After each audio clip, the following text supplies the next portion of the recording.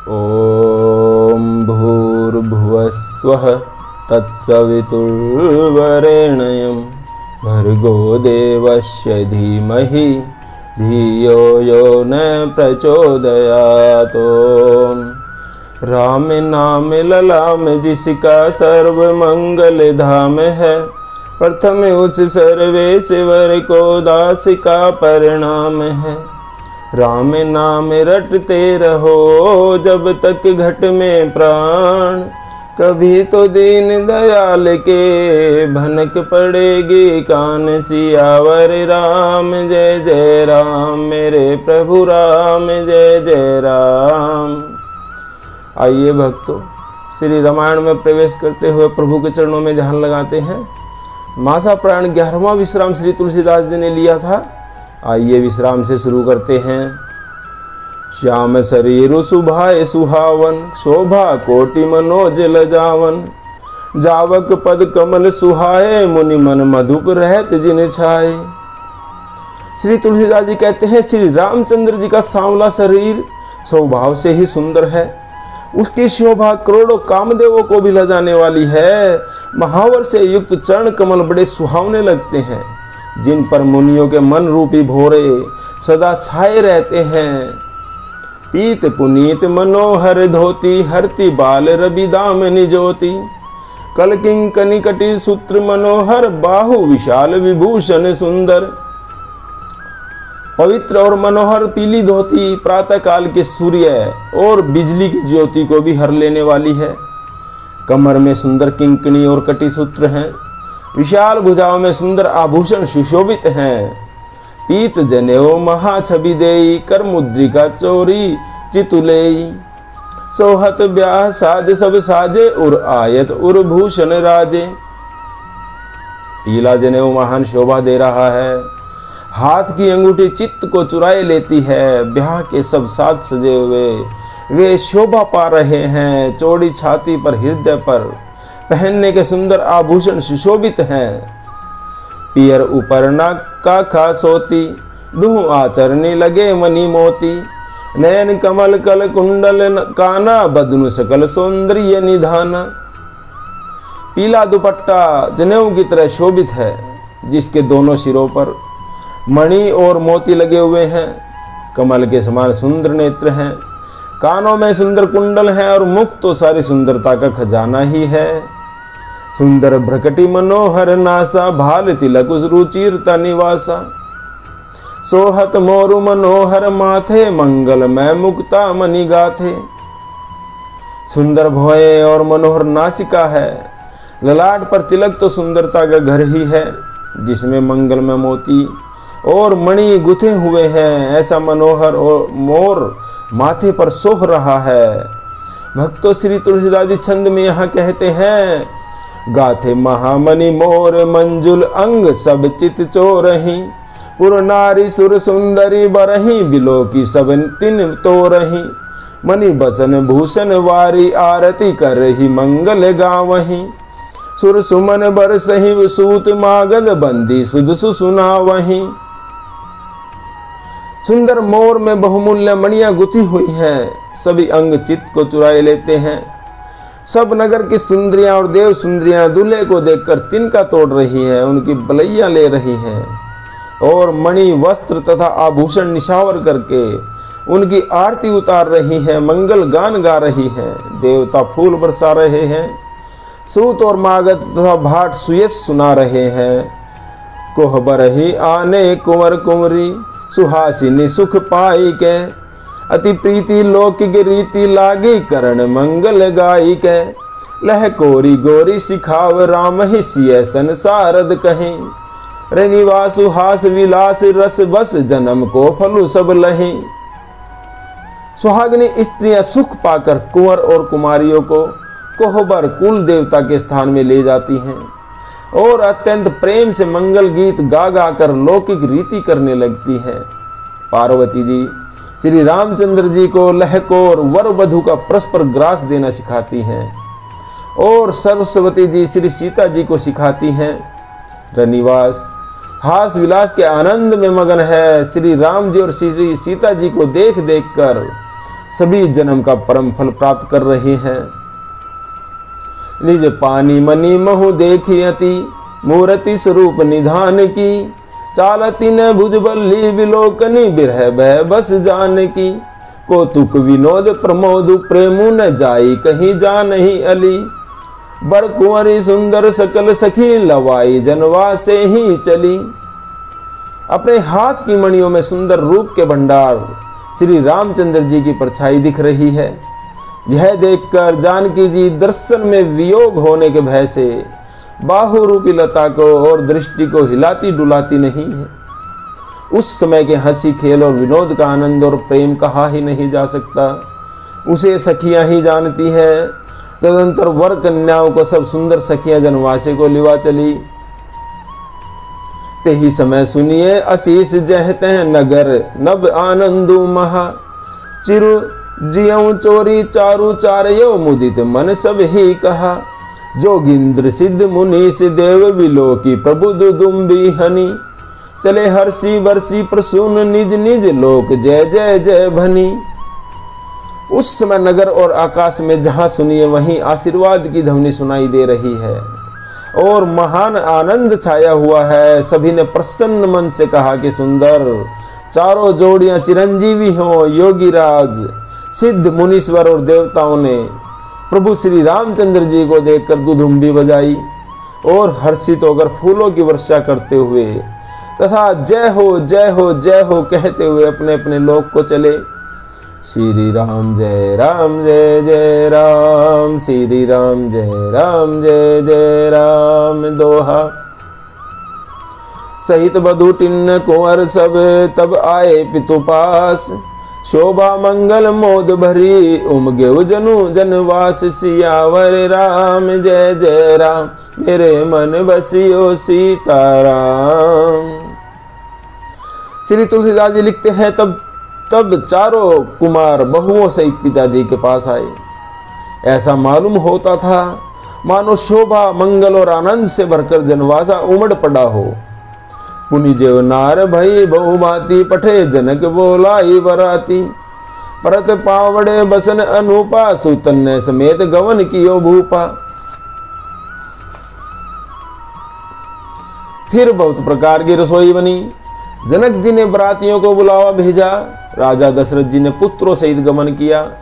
अनुपम वस्त्रों के पावड़े पड़ते जाते हैं। सादर सबके पाए पखारे, जथा जोग पीड़न बैठारे। धोए जनक अवधपति चरना, सीलु स्नेहु जाहि नहीं बरना। आदर के साथ सबके चरण धोए और सबको यथा योग्य आसन पर बैठाया। तब जनक जी ने अवधपति दशरथ के चरण धोए। उनका सील और स्नेह वर्णन ही नहीं किया जा सकता। बहुरी राम पद पंकज धोए, जे हर हृदय कमल महु गोए। तीन और भाई राम समझानी, धोए चरण जनक निज पानी। फिर श्री रामचंद्र जी के चरण कमलों को धोया, जो श्री शिव जी के हृदय कमल में छिपे रहते हैं। तीनों भाइयों को श्री रामचंद्र जी के ही समान जानकर जनक जी ने उनके भी चरण अपने हाथों से धोए। आसन उचित सभी नृपदी ने, बोले सुपकारी सब लीने। सादर लगे परण पनवारे, कनक कील मणिपान संवारे। राजा जनक जी ने सभी को उचित आसन दिए और सब परसने वालों को बुला लिया। आदर के साथ पत्तलें पड़ने लगी, जो मणियों के पत्तों से सोने की कील लगाकर बनाई गई थी। श्री राम जय राम श्री राम जय राम दोहा। सुपोधन सुरभि सर्पी सुंदर स्वादु पुनीत, छन महु सबके परुसी गे, चतुर सुवार विनीत। सियावर राम जय राम मेरे मन बसियो सीताराम। चतुर और विनीत रसोइये सुंदर स्वादिष्ट और पवित्र दाल भात के और गाय का सुगंधित घी क्षण भर में सबके सामने परोस गए। पंच कवल करी जेवन लागे, गारी गान सुनी अति अनुरागे। भांति अनेक परे पकवाने, सुधा सरिस नहीं जाए बखाने। फिर सब लोग पंचकोर करके अर्थात प्राणाय स्वाहा अपानाय स्वाहा, वयानाय स्वाहा, उदानाय स्वाहा और समानाय स्वाहा, इन मंत्रों का उच्चारण करते हुए पहले 5 ग्रास लेकर भोजन करने लगे। गाली का गाना सुनकर वे अत्यंत प्रेम मगन हो गए। अनेकों तरह के अमृत के समान स्वादिष्ट पकवान परोसे गए, जिनका बखान ही नहीं हो सकता। परोसने लगे स्वार सुजाना, व्यंजन विविध नाम को जाना। चारि भांति भोजन विधि गाई, एक एक विधि वर्णि न जाई। उधर चतुर रसोइये नाना प्रकार के व्यंजन परोसने लगे, उनका नाम कौन जानता है। 4 प्रकार के चवर्य, चोष्य, लेह, पेय अर्थात चबाकर, चूसकर, चाटकर और पीकर खाने योग्य भोजन की विधि कही गई है। उनमें से एक एक विधि के इतने पदार्थ बने थे कि जिनका वर्णन ही नहीं किया जा सकता। छरस रुचिर व्यंजन बहुजाति, एक एक रस अगणित भांति। जेवत देहि मधुर धुनि गारी, ले ले नाम पुरुष अरुनारी। 6 रसों के बहुत तरह के सुंदर स्वादिष्ट व्यंजन हैं, एक एक रस के अनगिनत प्रकार के बने हैं। भोजन करते समय पुरुष और स्त्रियों के नाम ले लेकर स्त्रियां मधुर ध्वनि से गाली दे रही हैं। समय सुहावनी गारी विराजा, हसत राव सुनि सहित समाजा। एह विधि सभी भोजनु कीना, आदर सहित आचमनु दीना। समय की सुहावनी गाली शोभित हो रही है, उसे सुनकर समाज सहित राजा दशरथ जी हंस रहे हैं। इस रीति से सभी ने भोजन किया और तब सबको आदर सहित आचमन, हाथ मुंह धोने के लिए जल दिया गया। श्री राम जय राम जय जय राम, श्री राम जय राम जय जय राम दोहा।